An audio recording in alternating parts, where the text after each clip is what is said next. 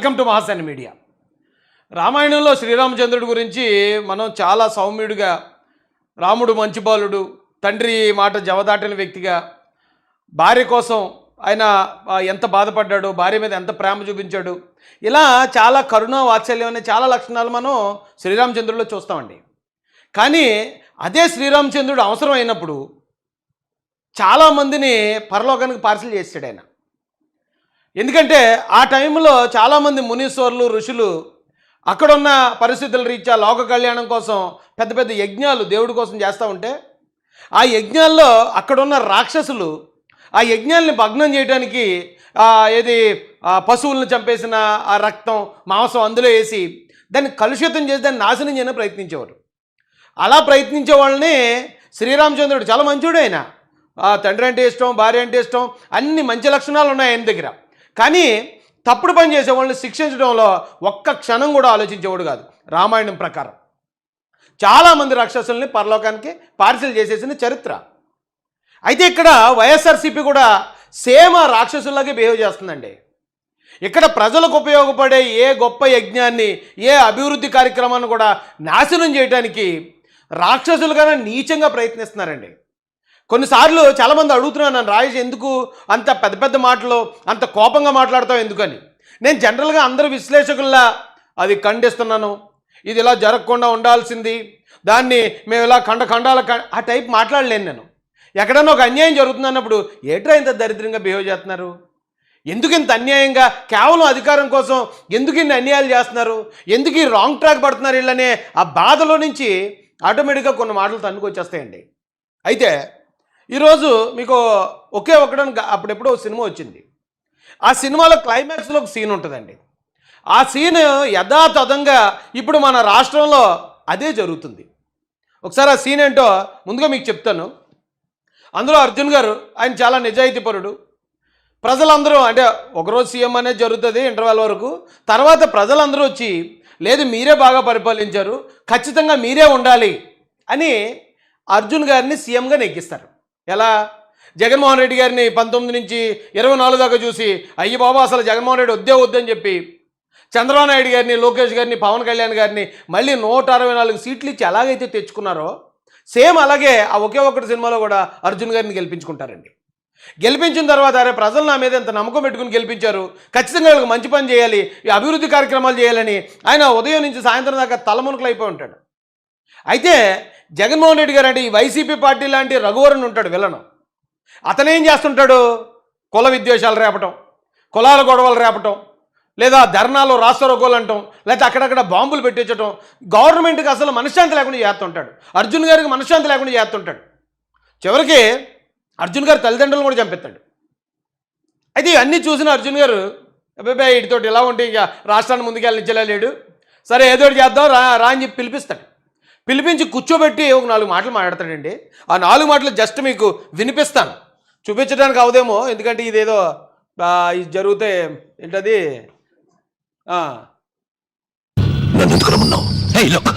నేను వచ్చి సీట్లో కూర్చోలేదు, నీ దగ్గర నుంచి లాక్కోలేదు. లక్షలాది మంది ప్రజలు నా ఇంటికి వచ్చి నేను వాళ్ళకి మంచి చేస్తానని నవ్వి నాకు ఓట్లు వేసి ఇక్కడ కూర్చోబెట్టాను. నేను వాళ్ళకి ఏదైనా మంచి చేయాలనుకుంటున్నాను, కానీ నువ్వు అడ్డుపడుతున్నావు. చెయ్యి, నిక్షేపంగా చెయ్యి, నేనేం వద్దలేదే. వద్దల్లా చెడగొడుతున్నారు. మీరంతా గవర్నమెంట్ ని ఎలా పడగొట్టాలని ఆలోచించే తెలుగులో 100వ భాగం ప్రజలకు మంచి చేయడానికి ఉపయోగించినట్టయితే మన దేశం ఎంతో ముందుకెళ్ళింది. ఎప్పుడు చూసిన సమ్మెలు, బంధులు, కులకషంలో బాంబులను ఏదో ఒక సమస్య లేవదీస్తూనే ఉన్నా. నేను ప్రజల గురించి ఆలోచించదా ఎక్కడ బాంబులు పెడుతున్నారని మీ వెనక పడితే కదా. మొదటి నుంచి నువ్వు నా మీద నిందలు వేస్తూనే ఉన్నావు. పోలీసులు నీ చేతుల్లోనిగా కేసు పెట్టు, విచారణకు కమిషన్ వెయ్యి, నిరూపణైతే ఉరిశిక్ష వెయ్యి. నేనే వద్దలేదే. చట్టం నుంచి ఒక రాజకీయ నాయకుడు ఎలా తప్పించుకుంటాడో నాకు తెలుసు. నువ్వు నా దగ్గర నుంచి తప్పించుకోలేవు.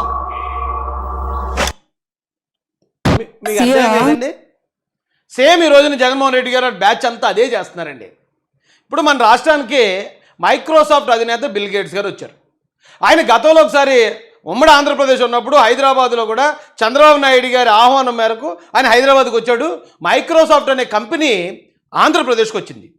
దానివల్ల ఎంత అభివృద్ధి చెందింది, అక్కడ ఉన్న సైబర్ సిటీ, ఎన్ని ఉద్యోగాలు వచ్చాయి, ఎంతమందికి అవకాశాలు, ఎన్ని జీవితాలు బాగుపడ్డాయి అనేది మన అందరికీ తెలుసు. ఇప్పుడు అమరావతి, మనం విడిపోయి ఉన్నాం రాష్ట్రం, అమరావతి ఇప్పుడే నిర్మాణంలో ఉంది. ఇలాంటప్పుడు అలాంటి పెద్ద పెద్దలు అసలు రారు మామూలుగా. అయితే లేదు లేదు ఇప్పుడిప్పుడే స్టార్ట్ అవుతుంది కదా రాష్ట్రం, ఇప్పుడు మేము వచ్చి ఏం పెట్టుబడులు పెడతాం, లేకపోతే ఇప్పుడు మేము అక్కడికి వచ్చి ఏం చేస్తాం అంటారు. కానీ ఇక్కడ విడిపోయిన రాష్ట్రం కాదు వాళ్ళు చూసింది, చంద్రబాబు నాయుడు గారి బ్రాండ్ ఇమేజ్, చంద్రబాబు నాయుడు గారి హిస్టరీ, ఆయన ట్రాక్ రికార్డ్. ఆ ట్రాక్ రికార్డ్ చూసి లక్షల కోట్ల రూపాయల పెట్టుబడులు తీసుకొచ్చారు, కొత్త కొత్త కంపెనీలు వస్తున్నాయి, రాష్ట్రం అభివృద్ధి చెందుతుంది. ఇవన్నీ జరగకుండా అడ్డుపడాలి, ఇవన్నీ జరగకుండా అడ్డుపడితేనే రేపు జగన్ కోటేస్తారు. లేదంటే ఇవన్నీ జరిగిపోతే ప్రజలందరూ కూడా అభివృద్ధిలోకి వెళ్ళిపోతే ఇక మేమిచ్చే 30 రూపాయలు ఎవరు తీసుకుంటాడు, జగన్మోహన్ రెడ్డి దాకా ఎవరు చూస్తారని ప్రజలకి న్యాయం జరగనివ్వట్లేదండి, ఉద్యోగాలు రానివ్వట్లేదు, వాళ్ళని అడ్డుకుంటున్నారు. అడ్డుకోవడం అంటే మీకు ఆల్రెడీ ఇక్కడ పెట్టుబడులు పెట్టడానికి వచ్చిన వాళ్ళు ఏమన్నాడండి జగన్, నేను వచ్చిన తర్వాత మీ అందరినీ కూడా ఖాళీ చేస్తాను, నేను వచ్చిన తర్వాత మీ అందరినీ వెళ్ళగొడతానని పెట్టుబడి పెట్టడానికి వచ్చిన వాళ్ళని బెదిరించాడు డైరెక్ట్ జగన్మోహన్ రెడ్డి గారే. ఏమంటే అది రాష్ట్ర ద్రోహం అండి, రాష్ట్ర అభివృద్ధిని అడ్డుపడటం అంటే రాష్ట్ర ప్రజల భవిష్యత్తుని నాశనం చేయటం కదా.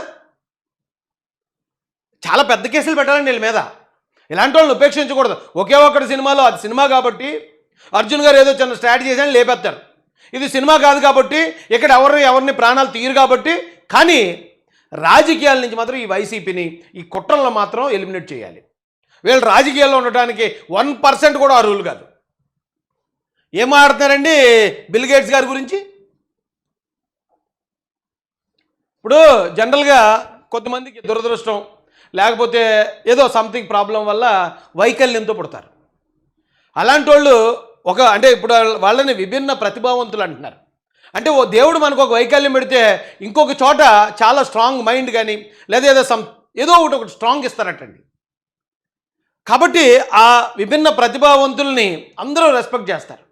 కానీ వీడు మాత్రం వైకల్యం అంటే బుద్ధి వైకల్యం. బాహుబలి సినిమాలో చెప్తాడు కదండి, నీ బుద్ధి వంకర సంథింగ్ ఏదో డైలాగ్ ఉంటుంది, కట్టప్ప చెప్తాడు, మీ వంకర బుద్ధి. ఆ వైకల్యం ఉంది. వీడు మనిషి ముఖమే అసలు వాస్తు ఉండదు, వీడి ముఖంలో వాస్తు లేకుండా ఏదో ఒక దరిద్రుల్లో ఉంటాడు వీడి ముఖం చూస్తే. ఉదయం లేచి వీడి ముఖం చూస్తే ఆ రోజు ఖచ్చితంగా ఏదో నష్టం జరుగుతుంది మనకు అని ఇలాగ ఉంటాడు. ఎక్కడికైనా వెళ్ళేటప్పుడు కానీ వీడి ముఖం చూస్తే వీడి అమ్మ ఆ పని అవ్వదు, సర్వనాశనం అయిపోద్ది అన్నట్టు ఉంటాడు. అంత దరిద్రుడిలో నిష్ఠ దరిద్రుడు అనే ఓ పదం ఉంటుంది. అసలు ఆ పదవి ఎందుకు సృష్టించారా అనుకున్నాను, వీడి గురించి అయి ఉంటుంది. ఆ నిష్ఠ దరిద్రుడు అనే పదానికి యాప్ట్ అయ్యే వీడు బిల్ గేట్స్ గారి గురించి మాట్లాడుతున్నాడు. అంటే జగన్ గారు ఇచ్చారు, అంటే మొత్తం స్క్రిప్ట్ వచ్చింది, మొత్తం ఐసీపీ వాళ్ళందరికీ మీరు ఇలా మాట్లాడండి, ఇలా తిట్టండి, వచ్చిన వాళ్ళందరినీ తిట్టి పంపించండి.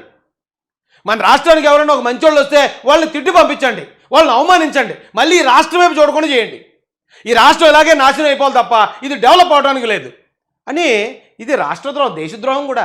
ఓ రాష్ట్రాన్ని నాశనం చేయడం అంటే దేశాన్ని నాశనం చేయడమే కదా. దేశద్రోహులు నా కొడుకులు అందరూ. అలాంటి నిష్ఠ దరిద్రుడు వీడేం మాట్లాడుతున్నాడు ఒకసారి వినండి. రేపు రాష్ట్రానికి బిల్ గేట్స్ వస్తున్నాడు, సచివాలయంలో సీఎం మంత్రులతో భేటీ అవుతున్నాడు, ఆర్టీజీఎస్ ఫలితాలని ఆయన వివరించబోతున్నారు చంద్రబాబు, ఉండవల్లిలో వ్యవసాయ క్షేత్రాన్ని పరిశీలించబోతున్నారు. ఆయనకి ఈ సంజీవని ప్రాజెక్ట్ అప్పచెప్తారట. ప్రజారోగ్యము, వ్యవసాయం, విద్యా తదితర రంగాలు చేపట్టిన సంస్కరణ మీద ప్రజెంటేషన్ ఇస్తారట. సంజీవని ప్రాజెక్ట్ ఆయనకి అంటే మన ఆరోగ్యాలు తీసుకెళ్లి బిల్ గేట్స్ అనే రాక్షసుడి చేతిలో పెడుతున్నారు. వాడి పని ఏంటయ్యా అంటే మనకి ఏ రోగాలను లెక్కగట్టి దాన్ని ఆ రోగాలను పెంచడానికి ఎలాంటి ప్రయత్నాలు చేయాలో చేస్తుంటాడు.